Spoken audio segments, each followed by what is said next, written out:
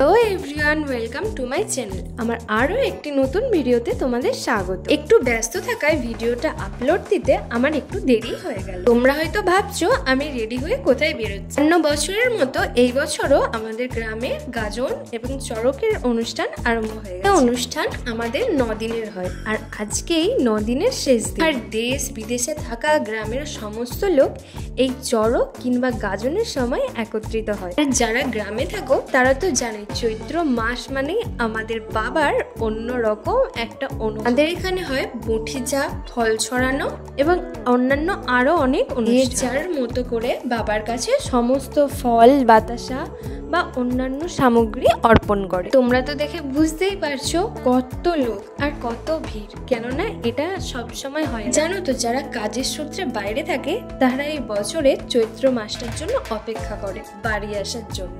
যেমনি অনেক অনেক বাতাসাও ছড়ানো হয়, তেমনি অনেক অনেক ফলও ছড়ানো হয়। আমি যাওয়ার আগেই প্রায় অনেক বাতাসাই ছড়ানো হয়ে গেছে, তাই জন্য সমস্ত ঠাম্মাদের কাপড় আর গোছরে এত বাতাসা অলরেডি পুরানো হয়ে গেছে। এই যে দেখতে পাচ্ছ ব্যাগ একটার পর একটা তোলা হচ্ছে, এই সমস্ত ব্যাগে ব্যাগ ভর্তি ফল এবং বিভিন্ন ধরনের সবজিও থাকে। মজার ব্যাপার কি জানো তো, শুধু ছেলেরা নয়, অনেক মেয়েরাও অত ওপর থেকে ছোড়া এত বড় বড় ডাক খুব সহজেই ঘুরিয়ে নেয়। জানো তো, সমস্ত ফল বাতাসা ঘোরানোর পর সবাই অপেক্ষা করে থাকে বঁটি জাপের জন্য। আর জানো তো, অন্যান্য বছরের মতো এই বছরও গাজনে আমার জেঠু ছিল, তবে মূল সন্ন্যাসী হয়ে শেষে সন্ন্যাসীদের বঁটির ওপরে ঝাঁপ দিতে হয়। এর ওপরে সমস্ত বঁটিগুলোকে লম্বালম্বি ভাবে রাখা হয় এবং চারপাশে অনেক লোক মিলে সেই বঁটিটাকে ধরে রাখে এবং তার ওপরে সমস্ত সন্ন্যাসীরা ওপর থেকে ঝাঁপ দেয়।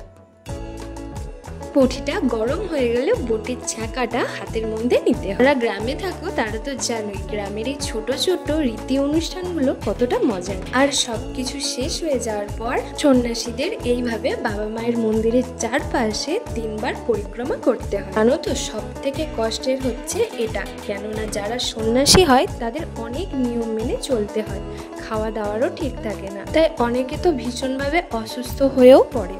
অনেকটা চেষ্টা করার পর সমস্ত সন্ন্যাসীরা আর শুয়ে শুয়ে পরিক্রমা করতে পারে না, তারা পায়ে হেঁটে পুরো মন্দিরটাকে 3 বার পরিক্রমা করে। এই অনুষ্ঠানটাকে বলা হয় গড়ান। তো সন্ন্যাসীদের সমস্ত কিছু করার পর এই বাবার পুকুরের সামনে এনে বসানো হয়। আর ওই যে বঁটি জাপ হচ্ছিল, ওই বঁটি জাপের যে খড়ের কথা বললাম তোমাদের, ওই খড় সবাই একটা করে হাতে নিয়ে বাড়ি চলে এসেছিল পরের দিন ছ্যাঁকা খাওয়ার জন্য, আর আমিও নিয়ে চলে এসেছিলাম পরের দিন ছ্যাঁকা খাওয়ার জন্য। গ্রামের এই ছোট্ট গাজনের অনুষ্ঠান আমি যতটা পারলাম তোমাদের সাথে তুলে ধরলাম। ভালো লাগলে অবশ্যই লাইক, কমেন্ট আর সাবস্ক্রাইব করে দিও।